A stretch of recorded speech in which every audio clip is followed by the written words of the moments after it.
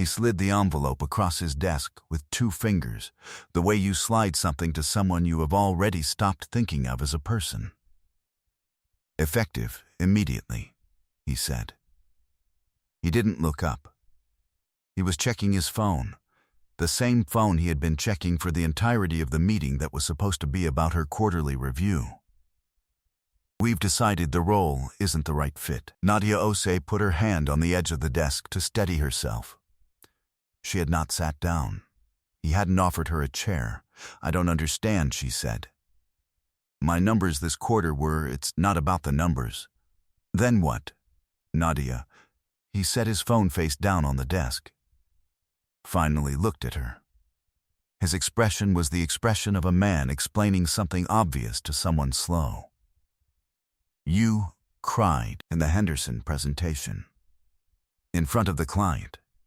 She had cried for approximately 40 seconds. She had excused herself, gone to the bathroom, pressed cold water against her face, and come back and finished the presentation. The client had signed. The contract was worth $2.3 million.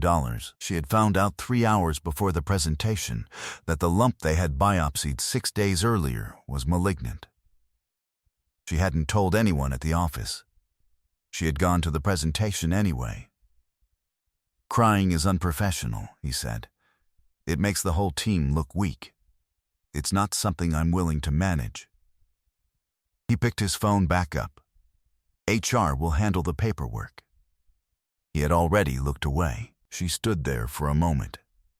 The office was glass-walled. Through it, she could see the open floor plan. 42 people at their desks who had watched her walk in here, and who were now, some of them, watching her stand in front of a man who had his phone in his hand. She picked up the envelope. She did not say anything. She walked out. What she left behind, because she was shaking, and because the bag she was carrying was already too full, with 3 months of increasingly uneasy preparedness. The folders, the portfolio, the 2 framed photographs from her desk that she had packed that morning without consciously admitting why, was a piece of paper. Folded twice. Her copy of the pathology, results from St. Agatha's Medical Center, printed the day before on the hospital's letterhead, with her name at the top and the diagnosis in the clear, specific language that oncology reports use. Stage 2 invasive ductal carcinoma. Treatment recommendation. Immediate surgical consultation followed by chemotherapy protocol. She had put it in her coat pocket on her way into the building. She had taken it out when she sat down to wait outside his office. She had been holding it when they called her in, and she had set it on the edge of the waiting area table without thinking, and she had walked into his office and been fired, and walked back out, and walked straight to the elevator, and not looked back. The paper sat on the waiting area table for 40 minutes. Then his assistant found it. Her name was Priya Anand. She had worked for him for 3 years and spent 3 years becoming progressively quieter about what she witnessed in that office, calculating the cost of speaking and finding it, every time, slightly too high. She picked up the paper. She read it once. She understood immediately what it was and what it meant. That the woman just fired for crying had been crying because she had learned the day before that she had breast cancer, had gone to a client presentation anyway, closed a $2.3 million contract, and been fired for the 40 seconds her body spent communicating what her mind was trying not to say. Priya stood in the waiting area holding the paper. Then she walked to the copy machine. She made a copy. She put the original in an envelope, addressed it to Nadia's home from the employee directory, and put it in the outgoing mail. Then she folded the copy into her own bag, went back to her desk, and thought about the cost of speaking. She thought about it for 2 days. If you have ever watched someone be punished for being human, for letting one moment of real feeling show in a room full of people performing the absence of feeling, then please stay with me. because what happened next is the reason no one in that building ever forgot Nadia Osei's name. And if this story is reaching someone who needs to hear it right now, please share it before you keep watching. On the morning of the third day, Priya sent an email, not to him. To the board chair, a woman named Constance Adler, who had a reputation in the company for being the person you went to when the official channels had failed. The email was 3 paragraphs. It contained no accusation. It contained only 3 facts: the date of Nadia's termination, the stated reason, and a description of what Priya had found on the table outside the office 40 minutes after Nadia left. She attached the copy. Constance Adler read the email at 7:14 a.m. She called her own attorney at 7:22. She called an emergency board session for 9 a.m. He walked into that room not knowing what the meeting was about, which was itself a choice Constance had made deliberately. She had wanted him uninformed. She wanted to see his face read the room before he knew what he was reading. She put the copy of the pathology report in the center of the table. He looked at it. "I've never seen this before," he said. "We know," Constance said. "That's the problem. I fired her because she cried in front of a client." "That's illegitimate." "She cried," Constance said, "because she had received a cancer diagnosis 17 hours before that presentation. She came in anyway. She closed the contract. And then you fired her." Constance let that sit for a moment. In front of 42 employees, through a glass wall, while you were looking at your phone, he opened his mouth. "Don't," Constance said. He was silent. The board met for 4 hours. Nadia was contacted by their HR counsel and offered reinstatement with full back pay, a formal apology, and extended medical leave with complete benefits. The call lasted 11 minutes. Nadia listened to the offer. She thanked the counsel for calling. She said she would think about it. She called her sister instead. Her sister drove to her apartment and stayed for a week, and went with her to every appointment, and held her hand in the waiting rooms where they give you the kind of news that restructures time. Where everything before the diagnosis becomes one country and everything after becomes another. What she did not do in any of those waiting rooms was think about going back. 3 weeks after the termination, a reporter called the company's communications line asking for comment on a senior employee's firing. The company said there was nothing to comment on. The reporter published 2 days later. The story was careful, factual, and devastating. The $2.3 million contract was named. The 40 seconds were named. The phone in his hand was named. The story was shared 14,000 times in the first 24 hours. 3 of the company's 6 major institutional investors issued statements within the week. The 4th, a pension fund managing the retirement assets of 40,000 teachers, sent a private letter to the board that did not use careful language at all. He hired a crisis PR firm. They told him to stay off social media. He lasted 6 days, then posted a statement that used the phrase learning opportunity and did not mention Nadia by name, which was its own kind of answer to the question everyone was asking. The statement was shared more than the original article. She was not watching any of this. She was in treatment. She was sleeping in the way that chemotherapy makes you sleep, heavy and dreamless, and not always in a bed, sometimes on the couch with her sister's dog at her feet and the television on for company. She was losing her hair in the way she had been told she would lose it, in the way that no amount of being told prepares you for, and she was gripping her way through it, the same way she had gripped her way through the presentation the day after the diagnosis, one moment at a time, no looking ahead, just the immediate task of being in the room. During one of those weeks, she had met Dr. Marcus Webb. He was her oncologist's colleague, a researcher, not a clinician. brought in to consult on a specific aspect of her treatment protocol. He had walked into the room quiet and specific, and had spoken to her in the way that some people speak to patients, and some people do not, as though her understanding of her own situation mattered, as though her questions were worth answering completely rather than managed and redirected. He had come back the following week, not on the consultation, just to check. He had brought terrible coffee from the hospital cafe and apologized for it, and she had laughed, genuinely, for the first time in 3 weeks. He had been coming back every week since. 8 months after the termination, Nadia's foundation launched. The OSE Fund for Workplace Dignity. She had started it in her 9th week of treatment, working from her phone in the infusion chair because her mind needed something to do while her body fought. Provided legal support and financial advocacy for workers terminated during medical crises, and partnered with 3 major oncology centers to ensure that patients in treatment were never navigating employment law alone. The launch event was held at a hotel downtown.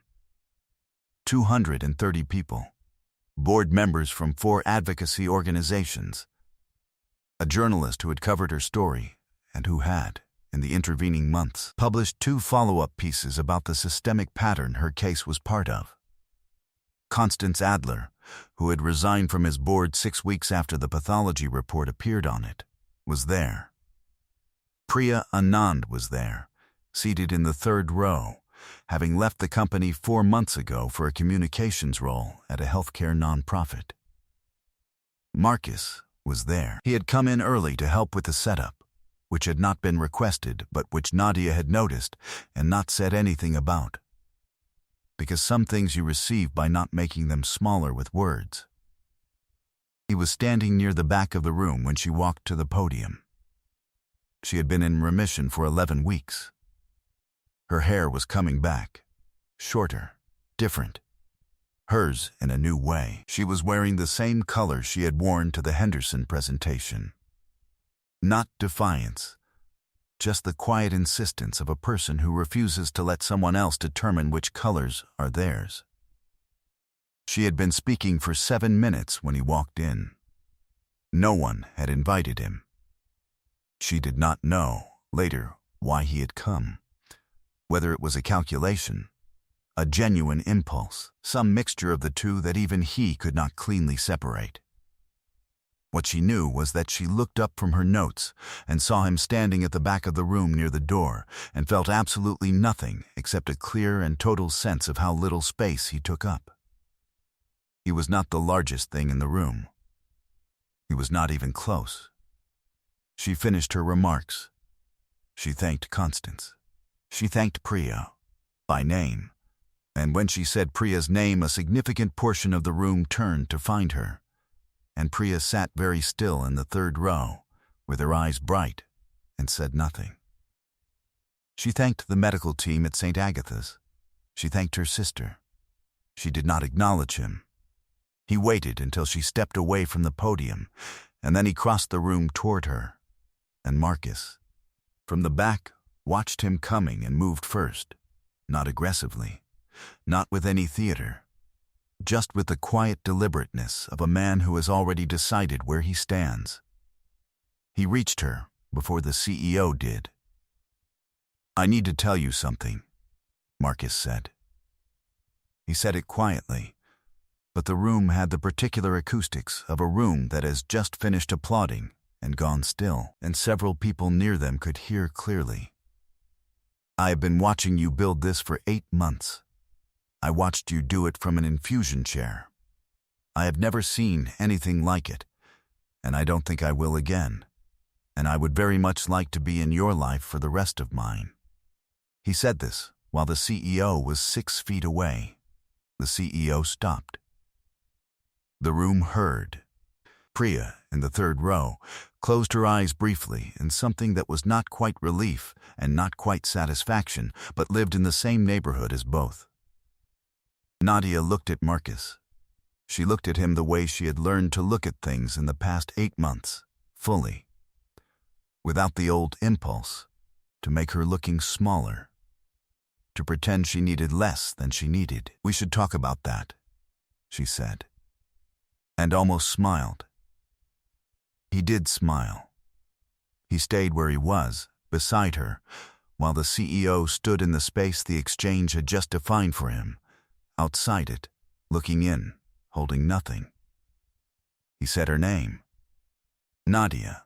She turned and looked at him. Once, the full, settled, unhurried look of a woman who has spent 8 months deciding exactly how much of her attention she owes to things that once made her feel small.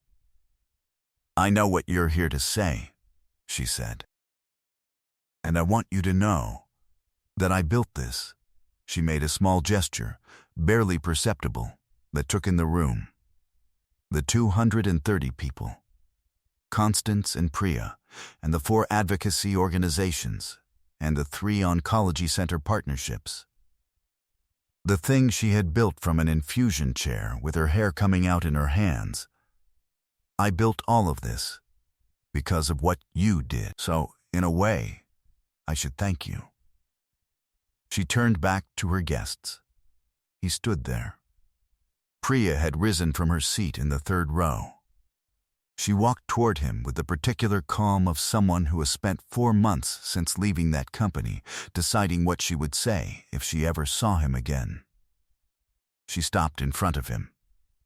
190 people in the room could see her standing there. "I found the paper," she said, not loudly. Clearly, "I want you to know that I found it and I knew exactly what it was, and I made a choice. I would make it again. Every time." She walked past him. He stood in the middle of the room with 190 people, deciding where to look. 2 board members who had attended the launch as guests of Constance Adler documented the exchange in separate emails to the remaining board that night. The board voted on his future at the company 3 days later. The vote was not close. His resignation was announced the following morning, framed as a mutual decision, which satisfied no one but provided the legal buffer that resignations are designed to provide. The OSE Fund closed its first year having provided legal support to 61 individuals. 61 people who had been pushed out of jobs while fighting illnesses they had not chosen, by people who had decided that the body's need to communicate its distress was a performance problem to be managed. The Foundation's annual report was published in the spring. On the cover, a photograph from the launch event. Nadia at the podium, her new hair, the color she had refused to stop wearing. Inside the report, in the acknowledgement section, she had written one line: "The 40 seconds that cost me everything gave me everything that mattered." Marcus read that line on a Tuesday morning in the kitchen of the house they had bought together 6 months earlier. Their daughter asleep upstairs, 11 weeks old, made entirely of new beginnings, and he set the report down and looked at the woman across the table from him, who was eating toast and reading something on her phone, and had no idea he was looking at her. And he felt the particular gratitude of a person who understands, completely and without reservation, that they are exactly where they are supposed to be. The daughter's name was Amma. It meant born on a Saturday. It meant, in the old language her grandmother had insisted upon, gift, there is a particular kind of strength that looks like weakness from the outside. That looks like 40 seconds of tears in a glass-walled office, in front of a man who has already decided you are a problem to be solved. That looks like walking out of a building with a termination letter and a cancer diagnosis and nothing left to prove. It is not weakness. It has never been weakness. It is the body telling the truth in a room full of people who have agreed to keep lying. She told the truth. She built something out of it. And 230 people showed up to be in the room where it lived. If this story stayed with you tonight, please share it with someone who needs to hear it. And subscribe so you never miss what comes next.